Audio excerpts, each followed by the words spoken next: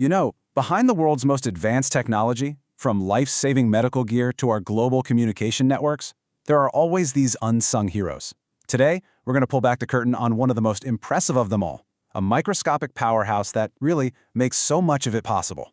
So let me just start with a question for you. What could possibly connect a hospital's MRI machine, your favorite FM radio station, and one of those giant scientific instruments that smashes atoms together? I mean, they seem like they're worlds apart, right? Well, believe it or not, the answer is that deep inside each one of these amazing machines, you'll find the very same secret ingredient. It's a single electronic component. It's smaller than your thumb, but it is doing an absolutely monumental job. So let's meet this little super switch. Its technical name is the ART2k LDMOS, and it's a special kind of part called an LDMOS power transistor. The way to think about its job is, well, it has to control these immense amounts of energy, but with microscopic precision. Okay, so what exactly is an LDMOS transistor? Well, in simple terms, it's a really high-tech semiconductor. Think of it as part switch, part amplifier, but it's built specifically to handle a colossal amount of electrical power. It's not just directing traffic, it's more like conducting a symphony of raw energy. Probably the best way to picture it is as this lightning-fast gatekeeper. It can open and shut a gate for what is basically a tidal wave of electricity. And it can do that millions of times a second, all to shape and control that energy for some very specific, high-power jobs. But what makes this particular little gatekeeper so special? Well, this is where we get to its superpowers. And trust me, the specs on this tiny device they're just staggering. First up, power output. This one little chip can handle 2,000 watts of continuous power. To put that into perspective for you, that's more than enough juice to run a high-powered microwave oven. Now just try to imagine all of that power being focused and controlled by something so small. How is that even possible? And then there's its efficiency. It's incredible. At 73.3%, this transistor is just a master at what it does. Think about that. Nearly 3/4 of the electricity it handles goes directly into useful work. Very little is wasted as excess heat. And in these high-power situations, that's not just a nice-to-have, it's absolutely critical for performance and just keeping things from melting. Oh, and it's also incredibly tough. You see this technical rating here, VSWR greater than or equal to 65:1? That is basically engineer speak for it's built like a tank. It can handle these massive, unexpected power surges, the kind that would instantly fry a normal component without even breaking a sweat. It just takes the hit and keeps on going, which is just essential for reliability. So, when you put all that together, you start to see a component that was designed for one thing: extreme performance.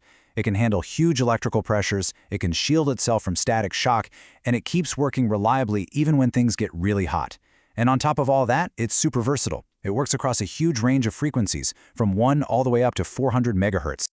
Okay, so we've got this tiny, super efficient, and incredibly tough component. Now for the really cool part. Let's see how it actually builds the technologies that shape our world. This is where the scale of its impact becomes truly clear. And this is where it gets really amazing. The very same component that's the beating heart of a medical MRI system, it's also helping to power a giant particle accelerator. It's driving industrial tools like plasma generators and high-power CO2 lasers. And yep, it's even powering the radio and TV signals we use every single day. It's truly everything. But handling this much power in such a small package creates an enormous engineering challenge.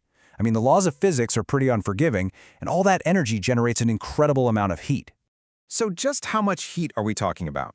The internal core of this transistor, what they call its junction, is built to survive temperatures up to 225 degrees Celsius. That's more than twice the boiling point of water. This tiny chip is literally operating in an extreme environment.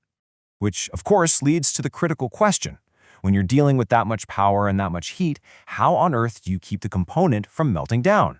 The answer is just a piece of brilliant engineering. They gave it its own safety mechanism, a built-in thermometer. There's an integrated sensor that is constantly monitoring the core temperature in real time, allowing the whole system to react instantly and prevent any damage from overheating. So smart. And a component this powerful doesn't work in isolation, not even close. To give you a sense of its complexity, check this out. This table shows all the other parts needed just to test one of these transistors in a lab. It takes this whole ecosystem of over 30 other components, capacitors, inductors, resistors, all working together just to support this single, powerful chip. And really, it all comes down to this. This little component achieves what engineers call the two holy grails of power amplification. It delivers high gain, which means it can amplify a signal by a huge amount, and high efficiency, which means it does it without wasting a lot of energy as heat. Getting both of those at the same time is incredibly difficult, but this little transistor nails it. So the next time you hear your favorite radio station or you see an image from an MRI, you can think of the tiny, unbelievably powerful engine that's hiding inside.